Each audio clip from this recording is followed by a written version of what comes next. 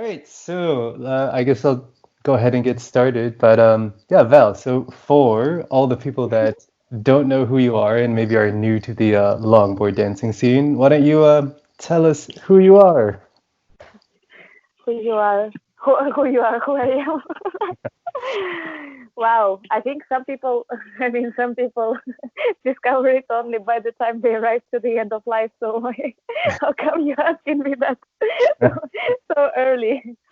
Um, well, um, if we speak in terms of longboard scene, I'm a founder of the first longboard dancing and freestyle community in Portugal. It's called Longboarding Days and Nights. That was created to promote longboard dancing and freestyle in Portugal. That comes pretty obvious. um, and then this time, together with my boyfriend, we started also organize. Johnny's like, yeah, finally you are giving me credit. No, we also started to organize camps and give lessons. So I would say that I am a bit of a longboard evangelist. So my goal is to popularize longboard dancing and make it make it known among people and accessible to all ages and all levels. So that's how I would describe myself within a longboard scene. I think it's pretty accurate for people watching this. I mean, I myself met you through the camp, and then, my life was enriched through so you many. Your life was inverted because you were converted, to this law. That should be the motto. Life inverted, now converted. Um, but yeah, I remember I read on the site, and one thing, okay, like anyone can go on the site and see that you were in Lisbon, and I forgot the exact quote, but I mean, you joke about it, but you actually wrote that Johnny said if there's no community, you should just create one. Hmm. But I mean, tell us more about that actually. Like you showed up in Lisbon and you were like, oh, there's no one skating here. So like, just what's the backstory there? Yeah, so the story goes back to Finland. So I started skating there, I think 2016 or the end of 2015, something like this. And then at that time, so we met with Johnny 2015 in August. So I was already skating. Wow, that's a lot of time. Um, and then we started dating, and then in 2016, I decided to move to Portugal. And in Finland, I couldn't find any community except for downhillers, no dancers whatsoever. And I mean, Finland is probably now it has changed, but back then I think nobody saw exactly hello to hell dancers. Nobody could really imagine that Finland, with their 8 months of winter, could be a potential for a fertile ground for longboard dancing. So when I moved, because of Johnny, to Portugal, I thought, okay, I'm moving next to the capital, to Lisbon, and it's 300 sunny days there. So for sure there will be like a longboard community I can finally join, because being a lonely longboarder is a hard thing.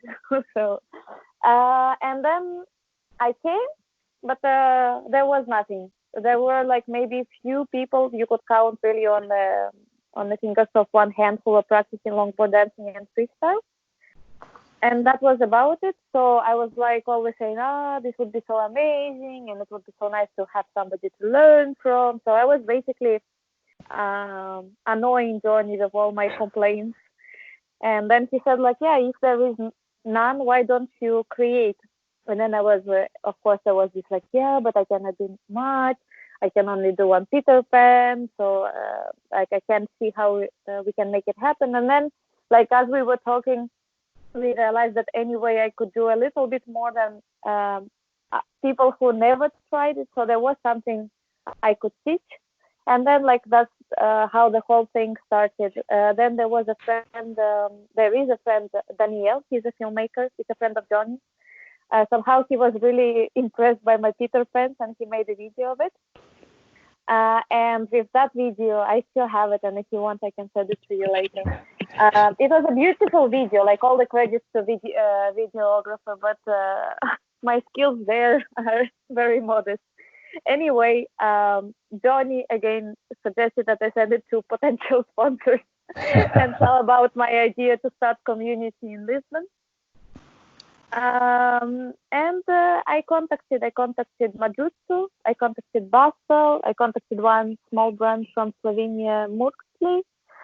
And then I remember that morning when I received a message from Basel saying that we will gladly sponsor you, and they sent me 5 completes later on. So that's really awesome. So just an inspiring message to anyone out there who's just starting. But even Valeriya at one point could only do one Peter Pan. So just stick with it and everything will come. It's true. I feel like that's a very good example that like you don't need to be Lotfi Lamali, to start moving things, and it's not just applied to longboarding, right? As long as we have some initiative and desire to make, we start very small, but with time, if we are driven, I think, with Longboard Dancing World also how it's working, so. A little bit of a grind, but that's part of the rewarding stuff, kind of seeing everything coming together and people getting connected. Exactly. I mean, I gotta ask because I consider you a very dear friend, and I'm more familiar with your work ethic and kind of what's going on in the background. And even now, I mean, it just looks like a ton of work, right? Managing everything as a freelancer and doing all this stuff. But what was it really like getting it off the ground for the first time? Like, okay, you found a sponsor, you've got 5 setups from Bastel, then what? I think Longboarding Days and Nights had 2 stages. One was where we just worked as a community. I mean, we still are a community. But there, in the beginning, we got connected with a local association, Philand, in Santa Cruz, that helped us to organize our first event. So it was like kind of a dog session, but in Santa Cruz. We organized the first meetup to bring people. And it was June 2017. And like this, the event went really nice. We got, you know how small Santa Cruz is, and I think like 30 or 40 people showed up for the first event. So it was a big success. Nice. And people were really enthusiastic. So we decided with Philand that we will keep on doing those meetings, and later on, until now, it's one of those kind of, I think Santa Cruz is kind of pioneering in longboard dancing in Portugal, So that was one stage. And another stage was when I was working in a surf camp, and the owner said, like, how about giving longboard lessons? And I was like, me giving longboard lessons? I can teach people front Peter Pan and backwards Peter Pan, and that's about it. But I went for it, and it worked. And that's how we started giving lessons. Then Johnny also tuned in with lessons. And then basically, personally, I was in a transition period from trying to find a job in Portugal and just settling in Portugal after Finland. So we were quite short in money, and there was no opportunity to travel somewhere, let's say to Paris, to meet the community and to skate with all those amazing riders and to learn. And also how it is to learn longboarding by yourself. It's really challenging and can be quite discouraging. So we always want to, to have that somebody that you can address to. But at that stage, we didn't really have opportunity for travel. So we thought, since we cannot go anywhere, maybe we can bring somebody to Portugal. That's when we invited Axel to come over as an invited international rider for one of the events. And then later on, we decided to do a longboard camp. It was something like, oh, okay, how about we do a longboard camp? Okay, let's try to do a longboard camp. So we reached out to Kate and Timur, and we asked like, okay, so what do you guys think of coming and teaching? And they said yes, and that was in 2018 in April.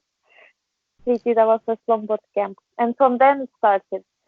I wouldn't say that it was hard. Like, I think it was so exciting that you don't notice where it was hard, because when I tell somebody how to do it, it was basically a few steps, Yeah. But I think it was just building up gradually. The project is now going to be 3 years in June, but it was just flowing naturally. Things were coming and coming and coming. There was no pressure or no goal whatsoever. So it was just building up. It was like having its own flow, So. If you. Yeah, sorry. No, go ahead. Go ahead. No, I finished my thought actually. I think. Yeah, I mean, it's obviously super awesome work that you're doing, and it's meaningful to so many people out there, and it's just changing all kinds of lives everywhere. But I gotta wonder, like, do you ever think what you would be doing if you didn't start the camp? That makes me curious. Honestly, when I think about it, I get really scared, because before this whole thing started with longboarding, I was pretty lost in life. So I literally had no idea what I wanted to do. I knew some things that I enjoyed. For example, I knew that I wanted to work in a service industry. So I love catering people, like, for example, working in a cafe. I really love, except for 18 hours running around, which is just hard for the back. My God, I'm sounding like an old lady, but anyway. But like, I love servicing people. I think I have a personality that is suitable for that. I love being active. I like traveling. I love international environment. But then when you try to kind of think of a job where you would need it, you're like, what would I do with all of that? With my traits of character and my likings, my preferences. And somehow in this camp, all of these came together, So when I like think back and think, okay, what would I do? I seriously don't know. It's, to me, this whole thing with longboarding and how it turned out is just a gift of universe. Somehow, like a random second where all the stars aligned, and I don't know.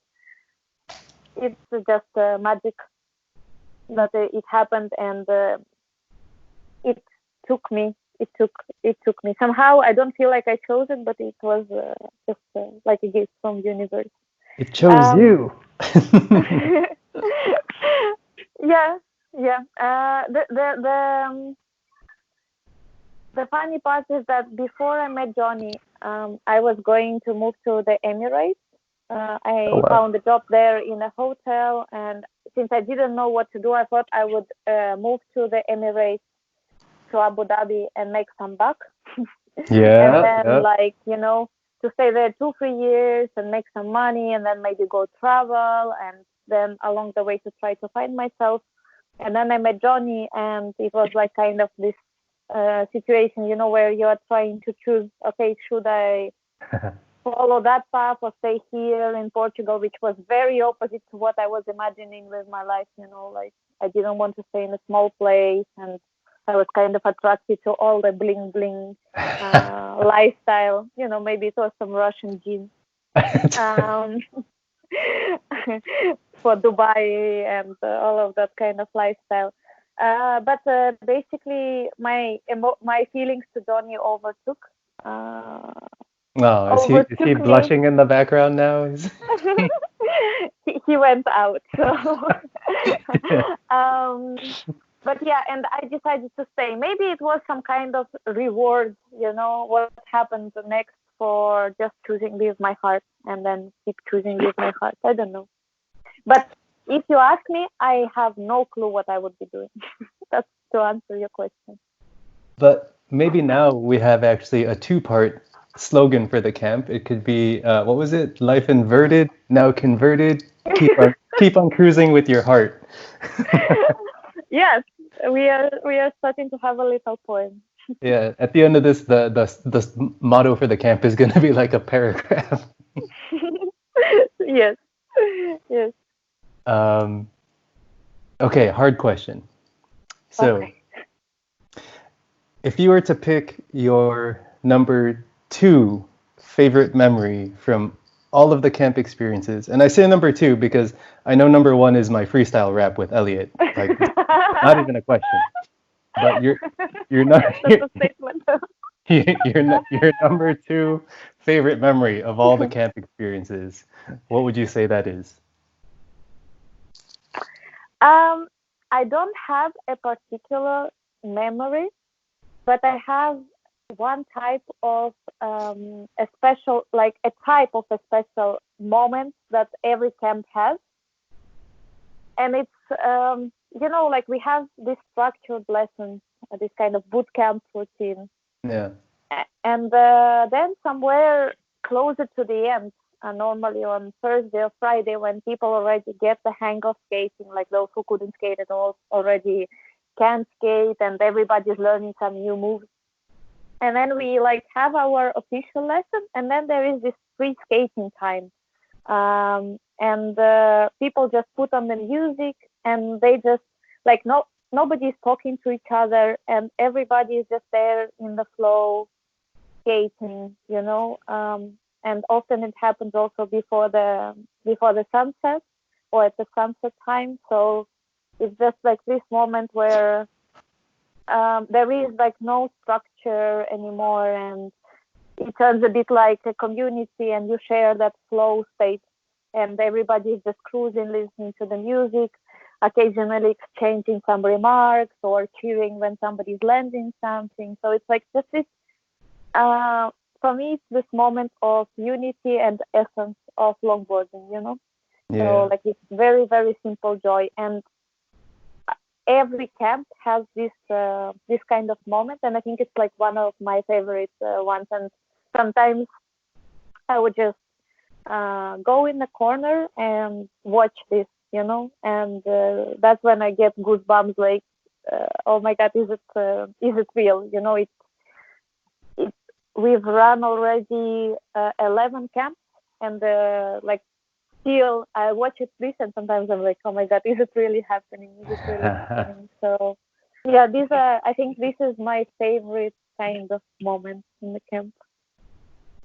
I gotta imagine that's pretty magical actually, because yeah, I mean even just here when you're with your friends skating and stuff, if you unlock something for the first time, like they understand that, and of course it's special and it's a great feeling, but like it's something different in Santa Cruz, right? Like you're with these people basically 24 hours a day, and to see the progression of everyone, regardless of what level they're at, to see new things happening and new skills being acquired, as someone who like participated in your camp, like I also got to feel that from the student side, and I imagine that's never gets old to see.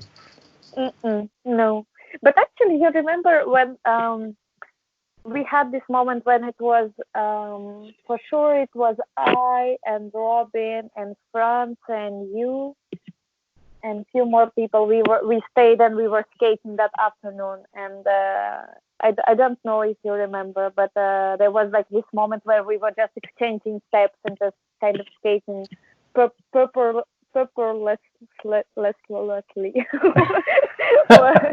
That was very long. Sorry, I couldn't pronounce correctly. We can add it to the Um, to the motto.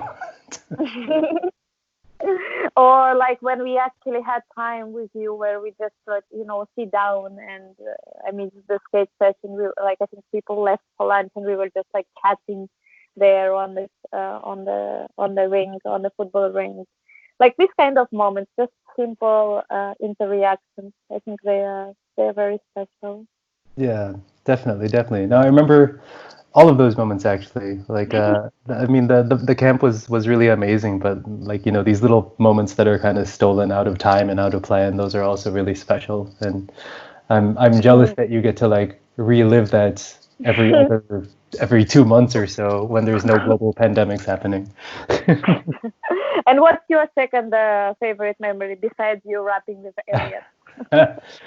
Oh man, actually, you know what? Kande is gonna love this, but it's the first time that I did a shove it that she saw. Of course, it had to involve a shove. Well, of course. I mean, let's be honest here, because like I kept telling her, I was like, I can do it, I can, because I had already unlocked it, but every time, it's like she's watching and then I just failed it. But like, I don't know, I wasn't even trying to get her attention, but I like did it on one side of the court and she saw it, and all of a sudden I just see her like with her hands up in the air and she's screaming, she's like, I saw it, and she came running over to me and like gave me a high five. And it was just like one of these random things, just like so good, like just thousands of those kinds of things that I'm sure every participant in your camp has ever had. But yeah, that would be memory number two. The victorious momentum. Yep, one of the first shove-its in a long legacy of many shove-its. Oh my God, this your saga of shove-it. Telling you that account's gonna go viral one day.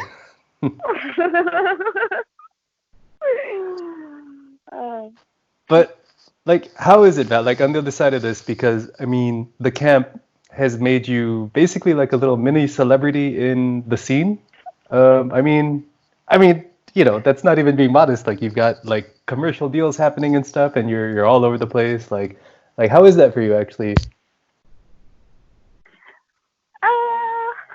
Weird. um, I think it turned kind of unexpected. I mean, not kind of. It is still it's still surprising for me. But I enjoy the part of maybe being I don't know, being maybe a part of this longboard movement and feeling like I influenced somebody's life, and it's just like super rewarding and beautiful. Like I feel like if tomorrow it all ends, I can be pretty satisfied. That some lives were touched. So I still would like to stay around for some kind of. So, yeah, it's not this. I mean, not the celebrity part, just the part of some recognition. It's rewarding, of course, that you feel that you touch some lives.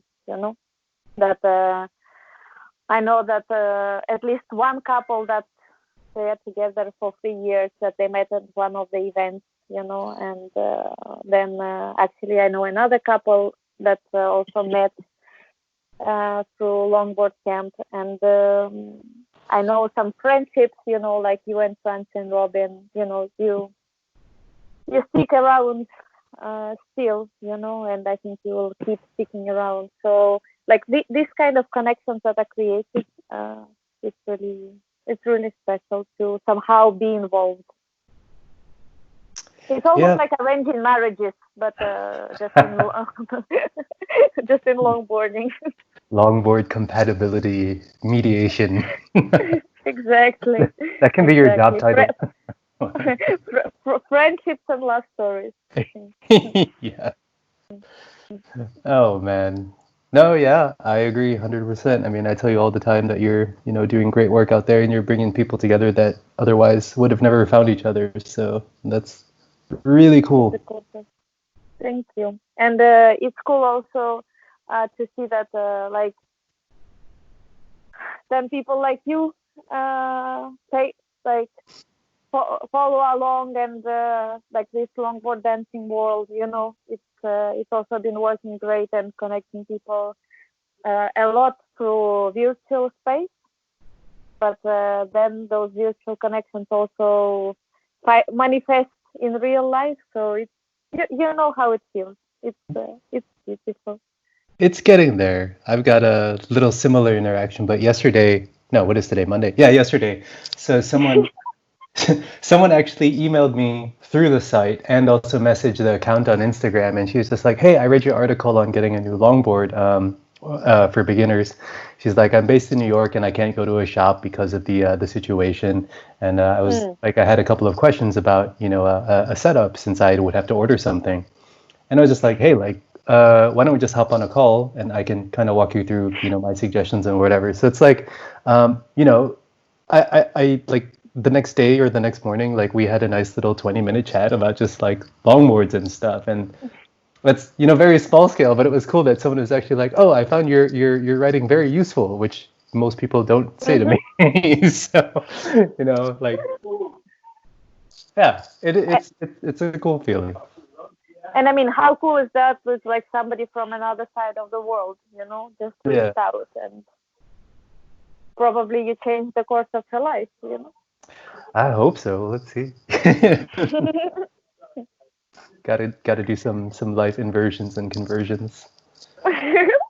Yeah.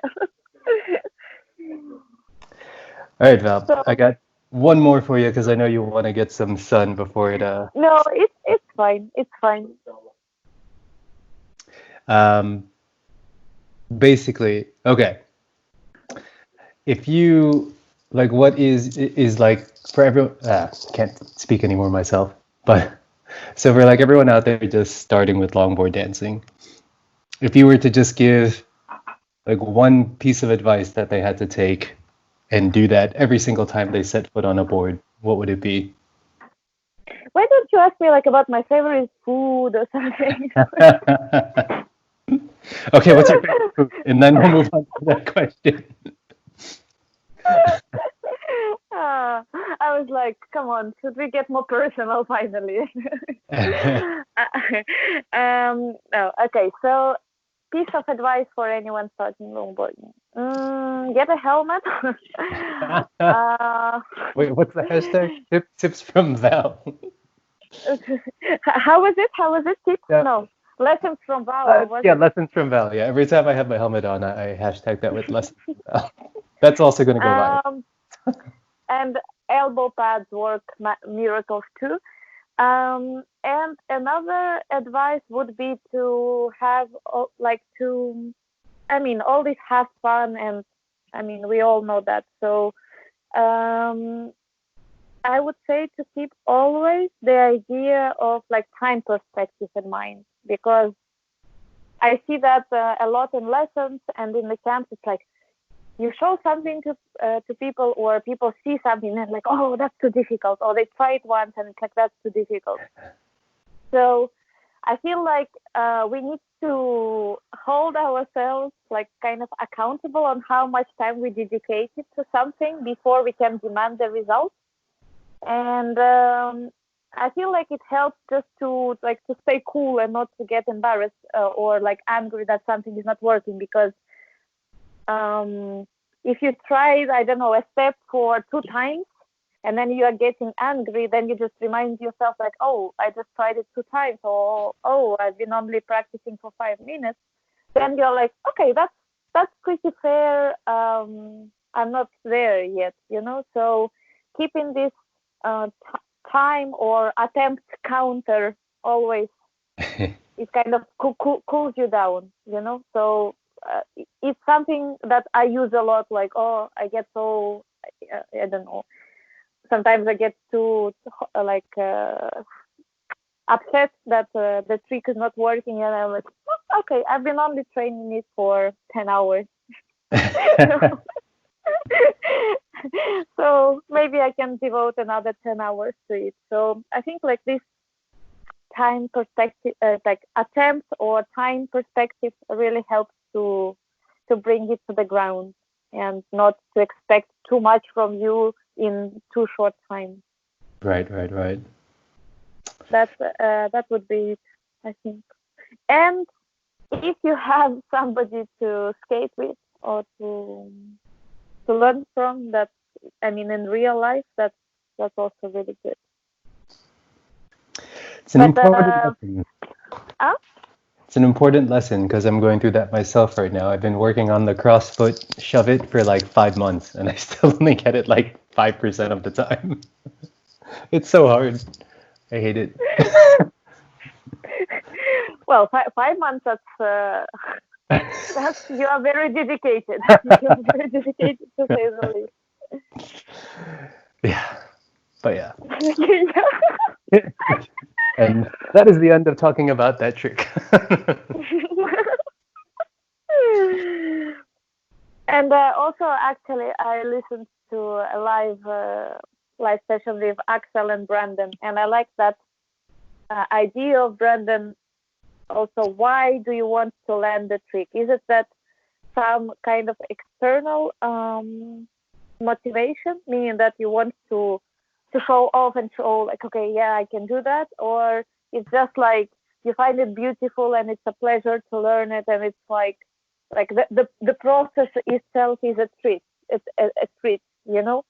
So I think also the kind of motivation for why you are learning exactly the tricks. Like for example, I feel it a lot with myself. Like sometimes I feel a pressure of learning freestyle because also I'm a sponsored rider mostly because of the community work. But anyway, I have this pressure of not being good enough uh, for being a sponsored rider, and then I compare myself to others, and I'm like, oh shit, you know, I should probably like work harder. And then usually I try to force myself into learning freestyle, but then I realize that I just don't like it. So I'm basically doing it because it's something that, you know, you should have that perfect balance of dancing and freestyle, because that's what you know, pros do or pros have. But I don't have a goal to be a pro, or so it's just some kind of like pressure that I created myself, and it's not necessary. So I just keep Peter Panning around, and I'm the happiest kid out there, you know. So I think also to keep this kind of your own orienteer or your own to have the feeling of why you are doing what you are doing, or why you are learning what you want to learn, you know. Yeah. It's I at least I found this perspective interesting also. I think that's important, definitely. I mean, also what you said about just kind of doing what puts a smile on your face and what makes you feel good, right? Like, I think a lot of new riders actually get into it, and as soon as they're comfy on the board, they're like, okay, it's time to learn like a mega arrow flip, and it's like you've been skating for like a week, man. Like, just take your time and enjoy the ride. Like, Exactly. Yeah. So, like, I think that's also a really good perspective. I don't know. Do you have some kind of sometimes external pressure, or like you feel, I don't know, you're not feeling good enough or something? I don't know. Do you have sometimes, or you not really? Not really, not pressure about like, I mean, for me, it's not about like a skill level or anything that I need to attain anymore. It's just, making things that are kind of make sense with flow and everything. I mean, I'm also like I guess a normal dancer or whatever that means, like, off the board as well. So for me, it's important to also create something aesthetically beautiful and with like rhythm and all of that stuff. But I think your environment is also part of it because like in Leipzig, we don't have like a really big grand area where we can just cruise and kind of like enjoy the carve and enjoy the weight shift and everything with the dancing steps. They're like really small spots, so it's like everyone just is kind of doing freestyle because yeah. So I can only do two Peter Pan steps for so long, before I have run out of asphalt. So I'm like, well, I guess I'll learn how to do freestyle here because there's nothing else. But like, when I was in Barcelona with Francie and Robin, like we just had these so many awesome skate spots, and there you really just lose yourself. So. And that video, right, that you made with for the story of a flow, or what was it? The name, the Faceless, yeah. Yeah. Yeah, So which is that was really cool. super hard to skate with the mask on and to dance. Everything is harder with the mask on. I don't recommend it. So speaking about tips for longboarding, right? Yeah, no mask. No mask. No mask, definitely. That's my tip. Barcelona, yes. Mask, no. No, definitely not. But cool result. I was happy with that. The result was really beautiful. Ah, thank you. It was very like touching. Very, I don't know. So mellow, so pleasant to watch, Yeah, and like also the choice of music. It was really beautiful. I liked it. it's a lot of fun. Really fun doing that. Just like combining basically everything I love in a place that I love and saying, oh, let's make a small video about it. And there we go. Mm-hmm. Yeah. Exactly. Perfect combo. All right. Last question then. What's your favorite food? Okay. mm. I'm really into desserts, Yes. and I think longboarding and desserts are a perfect combo. Unlock the trick, get Then an ice cream. Fail the trick, get an ice cream. Everybody wins. exactly, exactly. Um, but all kind of also Asian food, with spices and all of that. Really good. Nice, nice, nice. Right on. Yeah, All I don't right. know. Do you have any more curiosities? No, I think we're good on that. Plus, I also have to transcribe this into written stuff, so it's yeah, I've got to limit it as well.